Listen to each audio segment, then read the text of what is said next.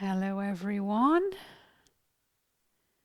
This video today is on ignited mantras. I got asked this question in one of the comments. They mentioned that I'd said something about ignited mantras in a previous video, and they wanted me to elaborate on it because they couldn't find anything about it online. So here we are. We're going to talk about ignited mantras. So, when we meditate, if we're doing a mindfulness-based meditation or a stillness practice, we often choose something for the mind to return back to in between any passing thoughts. And sometimes it might be the breath, it might be a sensation in the body, it might be a sound. If it's a guided meditation, it'll be the voice of the guide. And if it's a mantra-based meditation, it will be the thought of the mantra. Now, a mantra, when given to an individual, if the mantra is ignited, it enables that individual to move beyond waking, dreaming, and sleeping into a fourth state of consciousness, different from waking, dreaming, and sleeping, a transcendental space of consciousness. And transcend means to go beyond, so we're going beyond. We're going beyond the physical into the non-physical. And as the vibe on the planet rises, more and more people are entering into a fourth state, different from waking, dreaming, and sleeping. They're slipping into that fourth state. It's a meditative state. And when we transcend, when we move beyond, when we slip into that meditative state, we see beyond the veil. We upgrade our own human physiology. If we have any gifts that are dormant, they get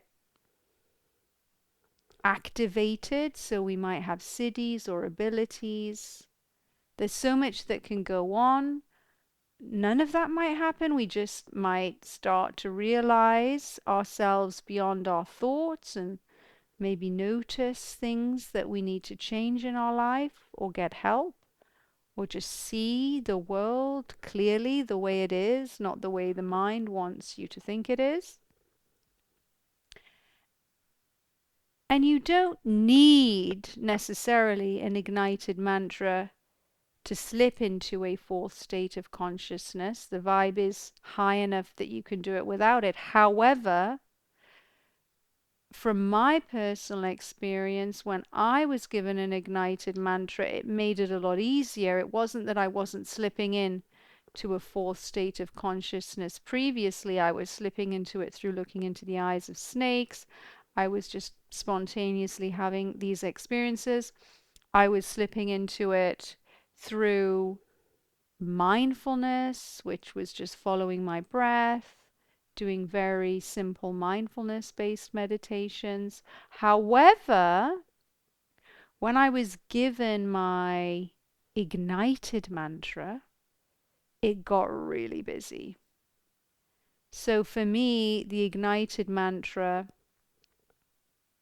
it was like fertilizer, but super fertilizer. So it it sped up my spiritual evolution massively, and it connected me to a non-physical realm very easily without much time. So when I was doing my mindfulness-based meditations, I'd get there, but it was slower. Whereas when I was given my ignited mantra, I was there pretty much within 5 seconds. Boom, like out of my body. I had a very big experience when I was given my ignited mantra.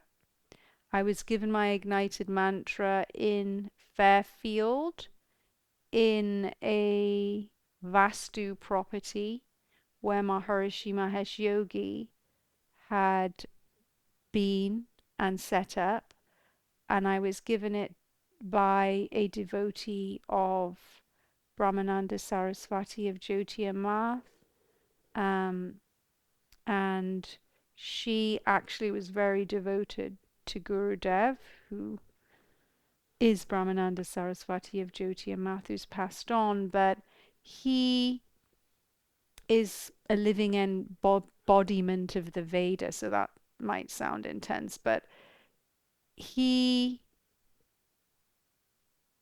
we don't really know what he was. He appeared as a human in India, but he went into the wilderness and meditated for many, many years, and he put his attention on the stillness.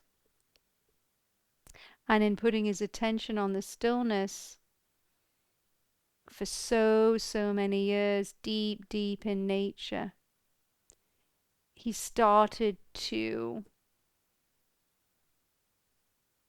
cognize sounds which then translated into mantras.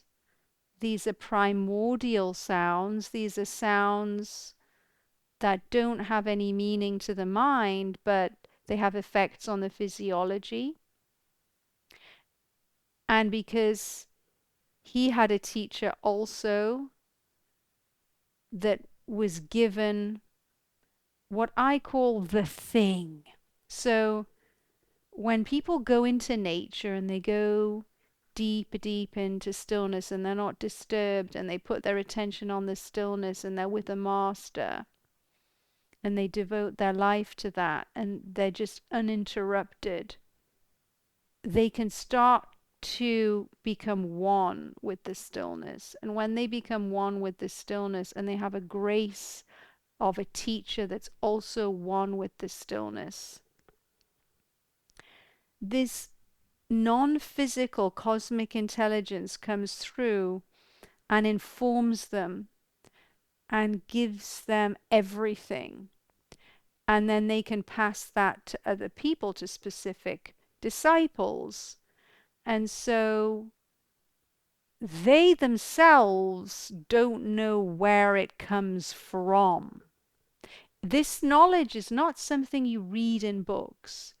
This knowledge comes from direct experience of becoming one with the stillness, cognizing these sounds, understanding these sounds have a direct effect on the physiology, and then imparting those sounds to other individuals. Now, this non-physical intelligence is very charismatic when it comes through humans. And so there'll be humans moving around in the kingdom, and they'll be ignited by this non-physical intelligence. And then certain other individuals will get attracted to them because it's very charismatic. And then they can pass on the mantras which are ignited to those people. And in India, there are lineages that go back thousands of years where a teacher will ignite a student, and then the student will become a teacher in their own right, and then they will ignite the next generation of disciples, and so it goes on. And the West's been very lucky because it's very rare for these teachers to leave India. They generally don't. And also you would have to serve a guru for years and years and years to be given an ignited mantra in the first place. But Maharishi, which is he's a devotee of Guru Dev, he was given the job of taking ignited mantras to the West. And then he developed the TM movement. And so you can get an ignited mantra through the TM movement in the West very easily. You can also get it through other means, through other teachers as well. There are avenues through which non-physical intelligence comes through on the planet. And the TM organization and the mantras it gives out is an avenue. There are teachers in India that have avenues. My dad is a teacher. He's an avenue in himself, I would say. There are animals that are avenues for certain people. You can have multiple avenues. But it's really interesting because certain things just have this charismatic appeal. They just seem to get ignited. And it's on the move. It's currently in the TM organization within their mantras. It's within snakes. For me, I'm very sensitive to know that they're ignited. It's going to be with other people too. I'm not here to judge who is ignited and who is not. And I do believe that once you get connected to that thing, everything you see gets ignited to a certain degree because it's all consciousness. It's all coming from that same non-physical space. It's all non-physical, even though it appears physical. So whatever you put your attention on, once you have been ignited, is divine. But sometimes there's a starting point, and the starting point could be doing a mantra based meditation. The starting point could be spending time with somebody else who's been ignited and it's charismatic, so you catch it. It's almost like, if you hang around with somebody who's got the flu, you get sick. If you hang around with gurus that are ignited, it's going to rub off on you if the time's right. And it doesn't matter what you've done in the past. If it's your time, it's your time. And the thing doesn't care about your past. It's just very evolutionary. It has the ability to transmute your past. So it doesn't care for the sin or the merit. And it talks about that in the Bhagavad Gita about this spiritual path being beyond sin or merit. And once you start meditating and getting connected, things that are not life supporting just naturally fall away. They're just not as attractive as they were previously, because when you get given everything, when you get connected to that cosmic intelligence, it's such a relief and it's so peaceful that nothing can compete with it. So yeah, I mean, I love sugar and I like cake, but it can't compete with transcendence. There's hot guys and things, but they can't compete with transcendence. There's parties and fun experiences, but they can't compete with transcendence. Nothing competes with transcendence. But it doesn't mean that we stop, dating or having fun. It just means that we're not needing to do those things in order to be happy, because we already have this eternal happiness that is transcendental consciousness, and then everything else is just icing on the cake. And so we are able to live a full life, 200% of life, 100% in the transcendental realm and 100% in the physical realm, doing our job, spending time with our friends, doing exercises, fulfilling any dreams that come up in the personality. It doesn't really matter. It doesn't mean that once you get given an ignited mantra or start meditating, you just have to go to the Himalayas and stop. No, no, no, no. And certain ignited mantras are householder mantras. So they're designed to make you active in the relative world. They're designed to make you integrate. So, for example, when I do my ignited mantra, I have to be careful not to do it late at night. I do another technique for nighttime because I get so energized. It's like plugging myself into an electric socket and charging myself up, and then I'm ready to go.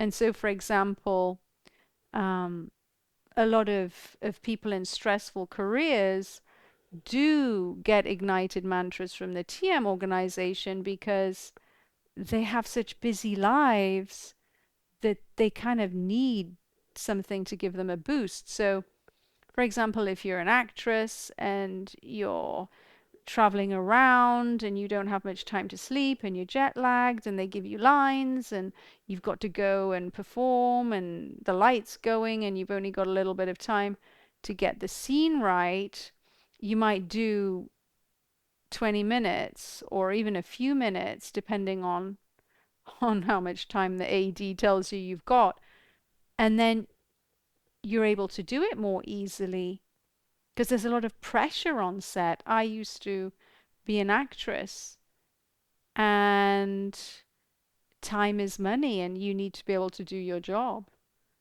and everybody's watching and you have to perform and it can be emotional scenes and the light can be going and you know if you don't do the scene correctly it costs a lot of money, and so you have to be able to perform under pressure.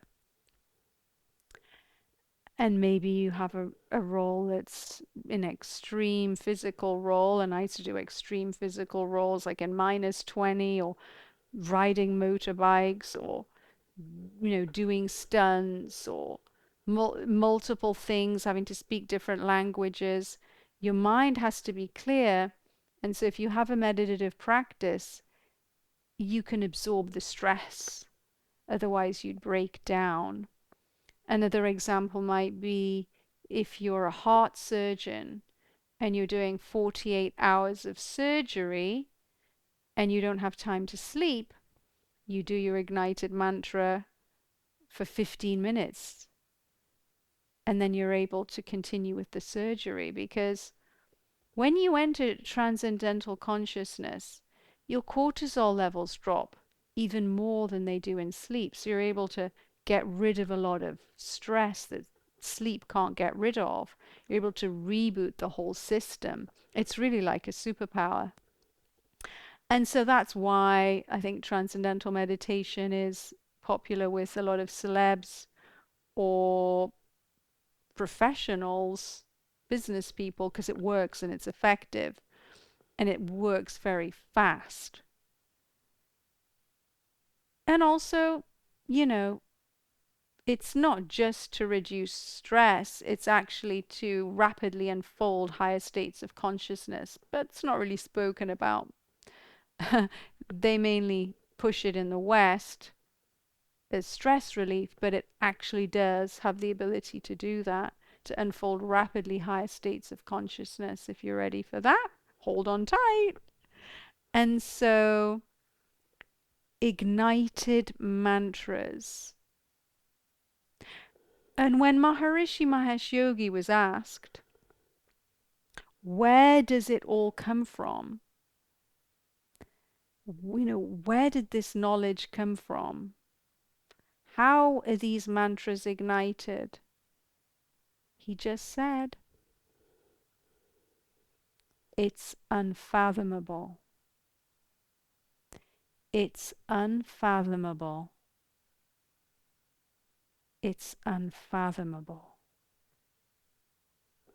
He didn't even know himself. It's like something just came through him in the stillness and when he was in contact with Gurudev, and everything came from that. So life is evolutionary. Non-physical enters the physical realm. When life gets out of balance and we lose contact with the deepest part of our being and the ability to connect to stillness, it will find an avenue into the physical world. It will find people, it will find animals, it will find spaces, it will find ways of making itself known in the physical world. It's miraculous that something so cosmic, something that you can't even put into words, is able to manifest in the physical realm. And the physical realm is so gross, it's so hard, and it's very different to the non-physical realm. They're very vibrationally different. So an ignited mantra, it's like a key that unlocks a doorway into something which is very vibrationally different. And when you go through that door, you realize that you're interconnected with all beings for all time, and you're not even human. And it's such a relief when you realize you're not human. You appear as a human, but you're actually not a human. On one level you are, and on another level you're not. There's all these paradoxes and realizations you get, and they're never ending. It never ends. It's always you learn more. And so ever since I got my ignited mantra, I write down my celestial experiences and my insights, because I know that sometimes I'll forget because they happen so regularly and they become kind of normal, but I realize that that's maybe they don't sound normal to other people.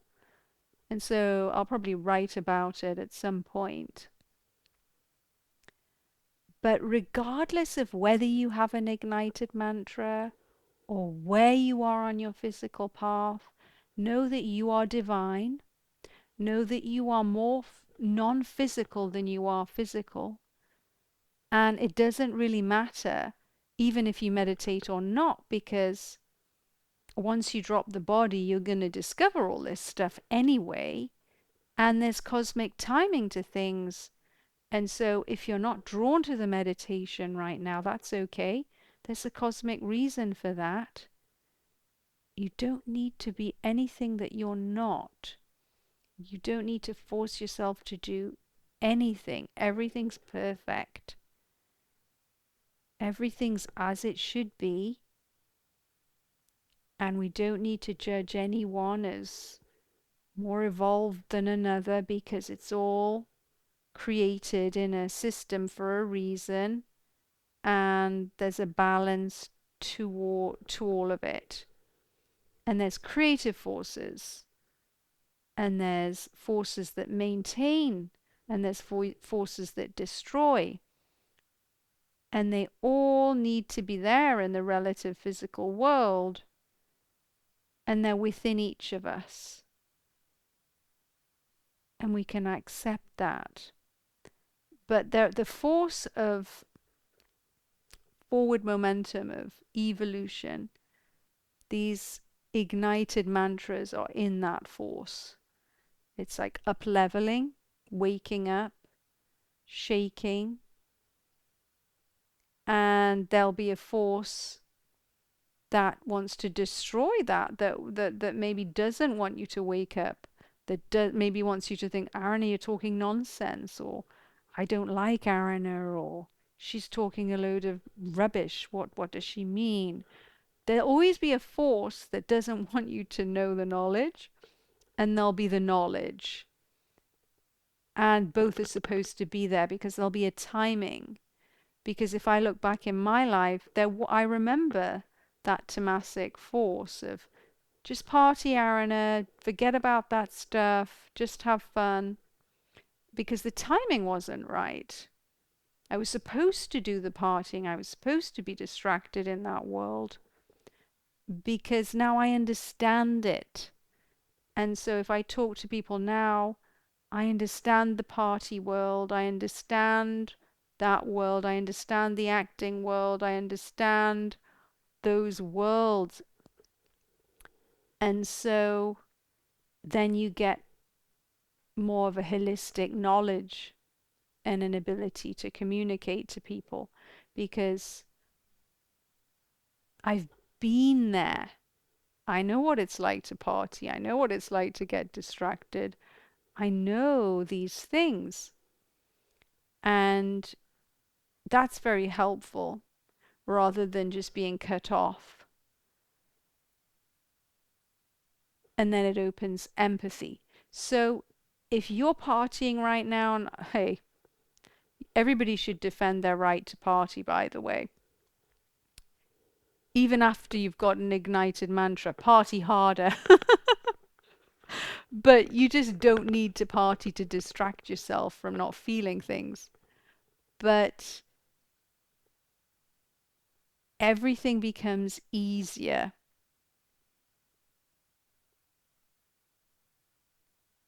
And so, wherever you are on your path, you're in the right place. And it'll make sense in its own time. And you don't need to push. And you don't need to think that anybody's better than anyone else. Or that you need to rush somewhere on your spiritual path. Or you need to have celestial experiences. You are a celestial being even if you're not having celestial experiences. And if there's a force that's preventing you from seeing the celestial realm, that's okay. It's meant to be there. And it will move in its own time. A lot of time it moves when people are dropping the body and then it opens up. And I've been with people who've been passing away and it's like, oh, it's so beautiful. So don't need to rush. You don't need to go off and say, I need to find an ignited mantra and a guru right now and get stressed about it. But if it's meant to be, it's meant to be, and you will naturally move in that direction. And I pray that the non-physical intelligence comes through many different avenues, unique avenues that can touch a variety of people in creative ways, that it comes through in animal form, that it comes through in interesting, fun ways that we hadn't expected, that maybe we don't even need an ignited mantra. It's the vibes getting so high that maybe we can go for a walk in the forest and touch a tree and get ignited. May we just realize that we are so much more beyond the body. And when we realize this, we relieve ourselves of an ocean of suffering and we reconnect with each other for all time and realize that we are one.